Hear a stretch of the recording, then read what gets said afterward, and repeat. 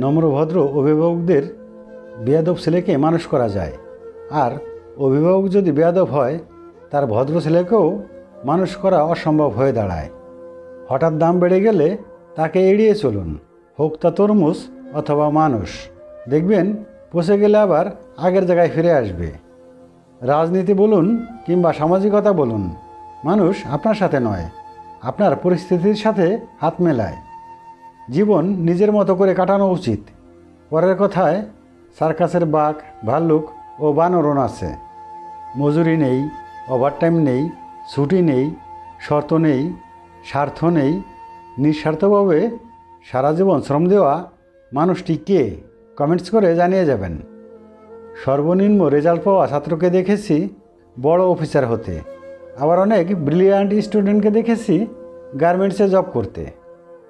যে সবার সাথে সুসম্পর্ক রাখতে চায় সে বিপজ্জনক লোক। একা বাঁচতে শিখুন। মানুষ জানাজায় আসে, কবরে নয়। বিষাক্ত সাপও ততটা বিষাক্ত নয় যতটা বিষাক্ত ওই ব্যক্তি যে শুধুমাত্র প্রয়োজনে সম্পর্ক করে।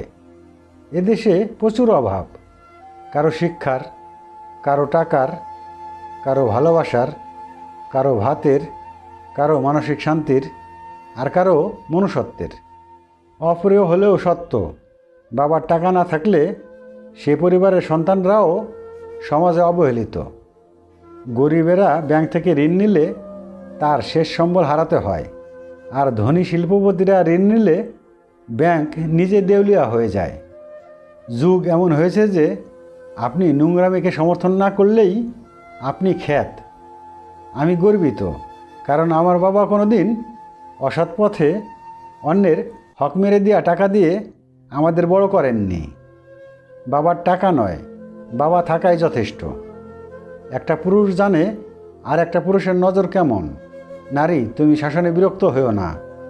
অভিভাবক যদি চাকরি ছাড়া মেয়ের বিয়ে না দেয়, তাহলে আমি কেন যৌতুক ছাড়া বিয়ে করব? কথাটা কি আপনি সমর্থন করেন? যদি মানিব্যাগের স্বাস্থ্য ভালো না থাকে, পুরুষ মানুষের মানসিকতা কখনো ভালো থাকে না।